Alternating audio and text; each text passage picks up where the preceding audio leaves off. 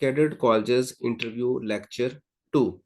Lecture 1 में हमने उम्मीदवार से पूछे जाने वाले उन सवालात के बारे में बात की जिसमें उनकी शख्सियत, मशागिल और उसकी दिलचस्पियों के बारे में या उसकी फैमिली के बारे में पूछा जा सकता है।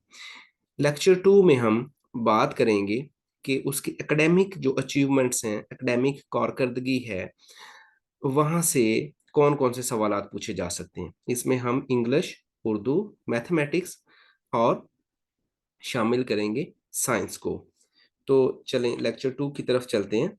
आप देख रहे हैं काशान सर्विसेज एकेडमी सिल्ला वाली और मैं हूं प्रोफेसर अब्दुल रज़ाक चौधरी। इसमें कोई भी कैडेट कॉलेज जो पाकिस्तान में काम कर रहा है, कुछ कैडेट कॉलेजेस के नेम मैंने आपके सामने लिखे हैं। इन तमाम कैडेट कॉलेजेस के लिए ये सवालात जो हैं ये हेल्पफुल होंगे। तो अगर आप फाइनल इंटरव्यू की तैयारी कर रहे हैं तो ये वीडियो आपके लिए हेल्पफुल साबित हो सकती है। तो सबसे पहले हम बात करते हैं, सब्जेक्ट जो है वो इंग्लिश के फाइनल जो बोर्ड इंटरव्यू होना है उसमें इंग्लिश में इंग्लिश के सब्जेक्ट में कौन कौन से सवालात पूछे जा सकते हैं। अगर आप इस इंटरव्यू से रिलेटेड आप ऑनलाइन मेरे साथ तैयारी करना चाहते हैं तो आप online classes via zoom app जो है वो ले सकते हैं। उसके लिए आप व्हाट्सएप नंबर पर रब्ता कर सकते हैं 030888540995।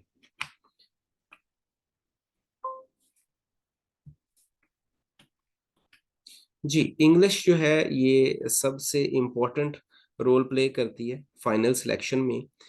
आप देखें कि जब वो इंटरव्यू के लिए कॉल करेंगे तो अगर उन्होंने 100 बच्चों को फाइनल करना है तो मोस्ट एक्सपेक्टेडली वो 500 से 600 लोगों को इंटरव्यू के लिए कॉल करेंगे और उसके बाद इंटरव्यू डिसाइड करेगा कि उन 500 या 600 में से कौन से 100 को फाइनल सेलेक्ट करना है। It depends upon your interview, so interview is very very important for the final selection.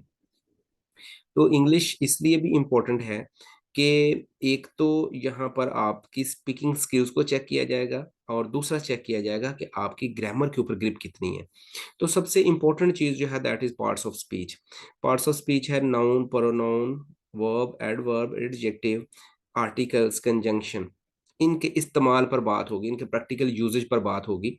ये तकरीबन सिलेबस वही है जो आप रिटन टेस्ट में पढ़ चुके हैं, लेकिन यहाँ पर आपकी वर्बल एबिलिटी चेक की जाएगी, आपकी ऑन स्पॉट चीज़ों को यूटिलाइज करने की एबिलिटी को चेक किया जाएगा, आपकी स्पोकन को चेक किया जाएगा।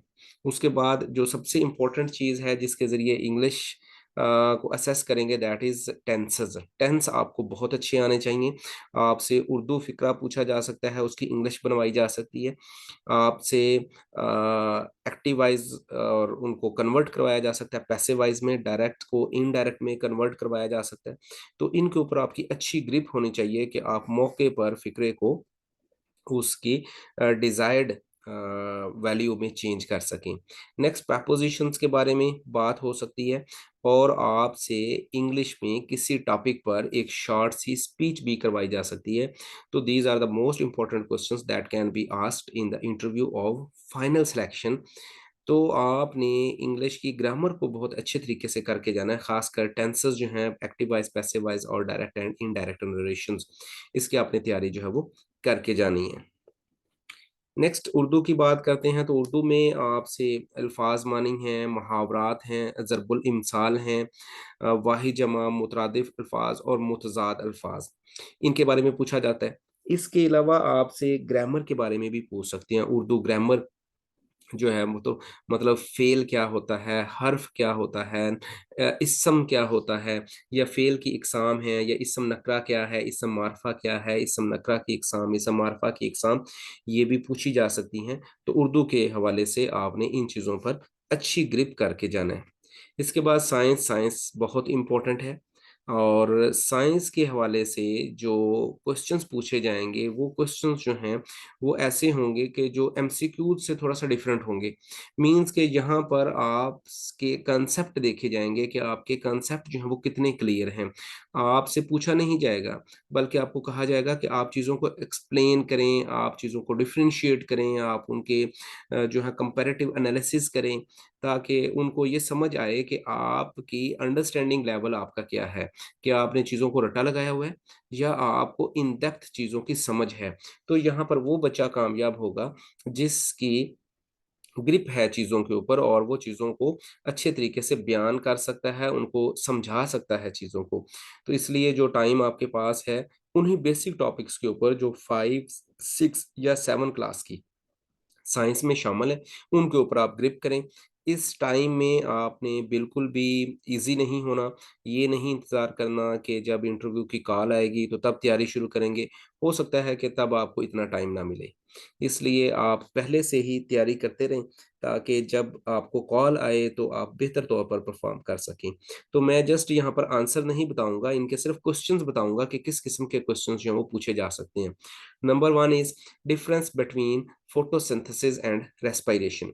देखिए, आपने अब तक जो एमसीक्यूज़ टाइप पेपर दिए हैं, उनमें से कहीं इस किस्म का क्वेश्चन नहीं आया कि वो आपको डिफरेंशिएट करवाए कि फोटोसिंथेसिस और रेस्पिरेशन में फ़र्क क्या है। समझाने के लिए मैं आपको बता देता हूँ कि these are both opposite to each other. Photosynthesis में एनर्जी जो है वो प्रोड्यूस होती है, एनर्जी बनाई जाती है, फूड जो है वो बनाई जाती है और रेस्पिरेशन के अमल में उस फूड को तोड़ा जाता है और एनर्जी हासिल की जाती है। तो ये चीज़ों को फोटोसिंथेसिस का अमल और रेस्पिरेशन का अमल अ, जो इसकी इक्वेशन है अगर आप उसको देखें तो जो फोटोसिंथेसिस के रिएक्टेंट्स हैं वो रेस्पिरेशन के प्रोडक्ट्स हैं और जो रेस्पिरेशन के रिएक्टेंट्स हैं वो फोटोसिंथेसिस के प्रोडक्ट्स हैं। तो इसलिए वही बच्चा जो है वो इसको एक्सप्लेन कर सकेगा जिसकी इन दोनों के ऊपर अच्छी ग्रिप है। देन है difference between respiration and breathing. Third है स्टेट्स ऑफ मैटर और इनके differences. Fourth difference between atomic number and mass number. Fifth difference between open circuit and close circuit. Six food chain and food web. Seven है digestive system, nervous system. ये system जो है ये सारे आपको अच्छे तरीके से आने चाहिए। इसमें सर्कुलेटरी सिस्टम भी शामिल है, 13 नंबर पर आप देखें। अच्छा, 9 नंबर पर है structure of I and air. 10 difference between osmosis and diffusion. देखें, बहुत ही एक बारीक फ़र्क है ऑस्मोसिस एंड डिफ्यूजन के दरमियान। तो इसको भी वही बच्चा जो है वो अच्छे तरीके से एक्सप्लेन कर सकता है जिसको रियल सेंस में दोनों में दोनों की प्रॉपर अंडरस्टैंडिंग है। वरना वहाँ पर अगर आपने रट्टा लगाया हुआ है तो इस तरह के सवालात में आप वहाँ पर कंफ्यूज हो जाएंगे और एट द एंड क्या होगा कि आप चीज़ों को मिक्स कर देंगे। Question number 11, difference between animal cell and plant cell. Question 12, difference between aerobic respiration and anaerobic respiration. Question 13, circulatory system. Question 14, difference between physical changes and chemical changes. Question 15, difference between ionic bond and covalent bond. Question 16, difference between saturated solutions and unsaturated solution. Concentrated solution भी हो सकता है। Question 17, difference between wavelength and frequency. Question 18, difference between transverse waves and longitudinal waves. Question 19, difference between convection and conduction. देखिए, ये भी एक ऐसी चीज़ है कि दोनों जो हैं these are both the process of the transfer of heat, but there is a hell of difference between convection and conduction. ये आपने बताना है। अब आप इस वीडियो को सुन रहे हैं कि दोनों में फ़र्क क्या है, ये आप जो है difference between convection and conduction, ये फ़र्क आप कमेंट सेक्शन में लिख कर बताएं। नेक्स्ट है difference between mass and weight. तो all these are explanatory questions, technical questions जिनको हैंडल करना जो है रट्टे से नहीं होगा बल्कि अंडरस्टैंडिंग से होगा। तो इनकी तैयारी जो है वो आज ही आप स्टार्ट करें। नेक्स्ट है हमारे पास मैथमेटिक्स। मैथमेटिक्स में भी वही है, 5, 6 और 7 लेवल के जो बेसिक कॉन्सेप्ट्स हैं मैथमेटिक्स के, including percentage, exponents, proportion, BODMAS rule, fractions, decimal solutions, formulas. Formulas बहुत इंपॉर्टेंट हैं। डिफरेंट फार्मूलाज हैं, अलजेब्रा के फार्मूला हैं, वॉल्यूम के फार्मूलाज हैं, और भी कुछ जो भी फ़ॉर्मूलाज़ इसमें हैं वो आपको आने चाहिए। कोशिश ये करें कि तमाम फ़ॉर्मूलाज़ को एक जगह पर लिख लें और फिर उनको अच्छे तरीके से याद कर लें। देन अलजेब्रा में से सवालात आ सकते हैं, ज्योमेट्री में से बेसिक सवालात आ सकते हैं, मसलन वो आपसे पूछ सकते हैं कि ट्रायंगल्स कौन-कौन सी किस्म की होती है, पैरेललोग्राम और ट्रायंगल में क्या डिफ़रेंस होता है, एक्यूट एंगल क्या होता है, इस तरह के डिफरेंट बेसिक क्वेश्चन जो है वो आपसे पूछ सकते हैं। Then data management.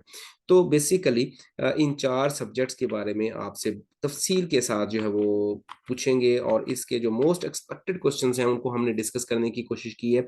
इसके अलावा भी क्वेश्चंस हो सकते हैं। जस्ट ये एग्ज़ाम्पल के तौर पर हमने ये क्वेश्चंस लिए हैं कि इस किस्म के क्वेश्चंस जो हैं वो आपके सामने आएँगे। और ये जो क्वेश्चंस आपके सामने लिखे हैं, इनमें से भी बहुत सारे क्वेश्चन जो हैं वो वहाँ पर आ सकते हैं। तो इसलिए इसको बिल्कुल भी लाइट ना लें, जितना टाइम आपके पास है, अगर आप टेस्ट पास कर चुके हैं या आप अभी टेस्ट दे रहे हैं, जितना टाइम आपके पास है, बचता है, वो आपने इंटरव्यू की तैयारी में लगाना है।